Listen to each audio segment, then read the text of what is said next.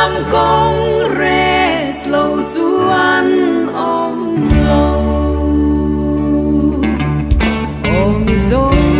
ram sui lung phang lo ten ding reng ang che quan reng sara chan tur che in mi zo ram Congress party pui yang kan lo lia zam lovin nikal zelang u nal pan lin shwai zelang a zo ram kim cha ber sukyang turin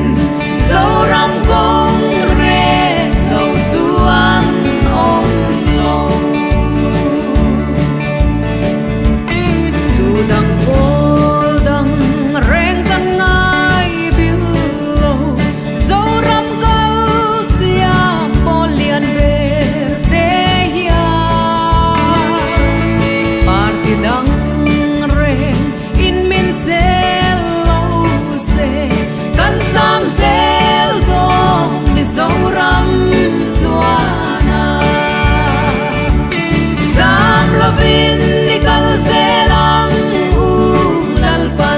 shwai zelang a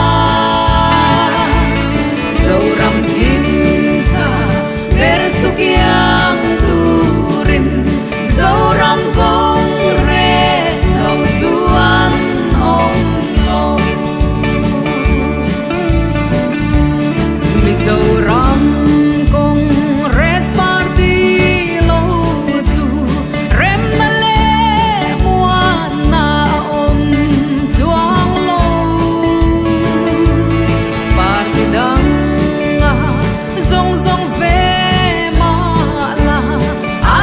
chuang lo kan ram le nam ta zam lovin nikal zelang u nal pan min shwai zelang a zo ram kim cha ber sukyang turin zo ram Congress lo chuan om lo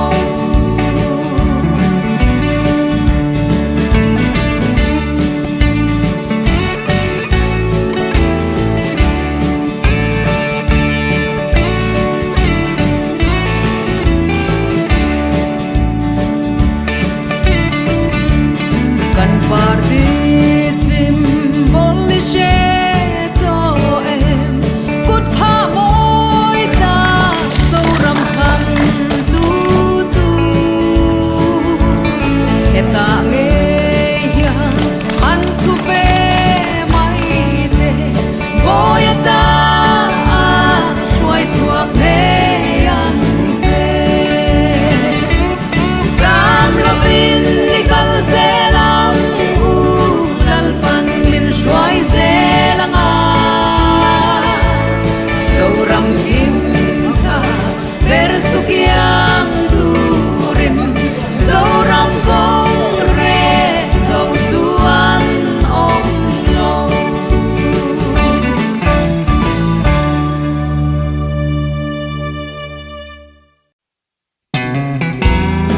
nobody else should have their own independence. Everybody else should listen to us. That is unfair. That is against the Constitution. And then using force of police.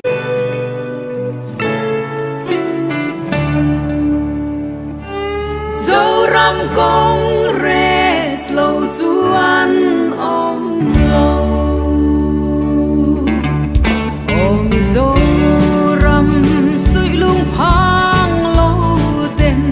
ding reng ang che quan reng sara chan tur che in mi zo ram Congress party pui ber tu yang kan lo lia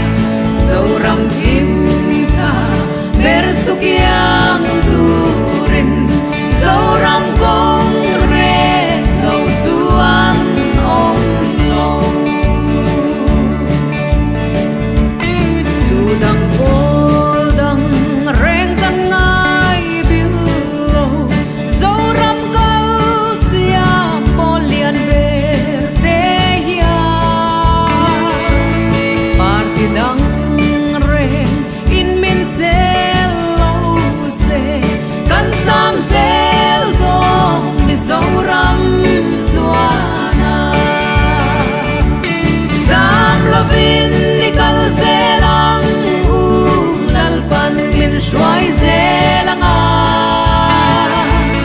dâu ram kim cha ber sukiang turin dâu ram kong re dâu chuan ong long mi dâu ram kong res party lo chu rem na le muan na om chuang lo party dang zong zong ve ma la an om chuang lo kan ram le nam ta zam lovin nikal zelang u nal pan min shwai zelang zo ram kim cha ber sukiang turin zo ram kong re song chuan ong long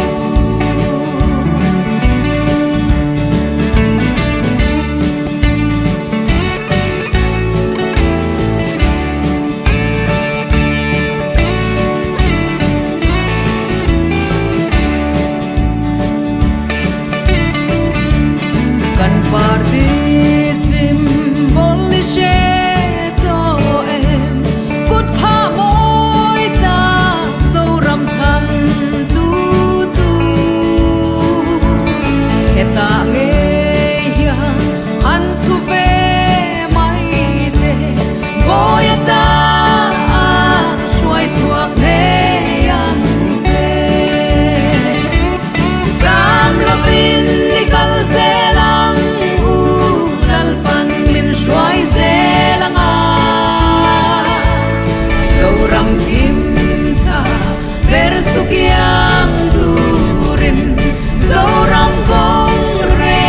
zo chuan ong long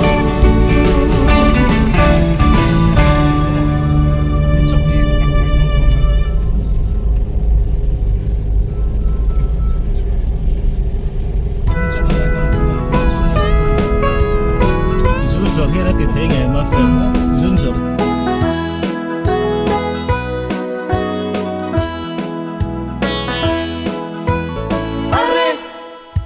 Vai bol min ti mo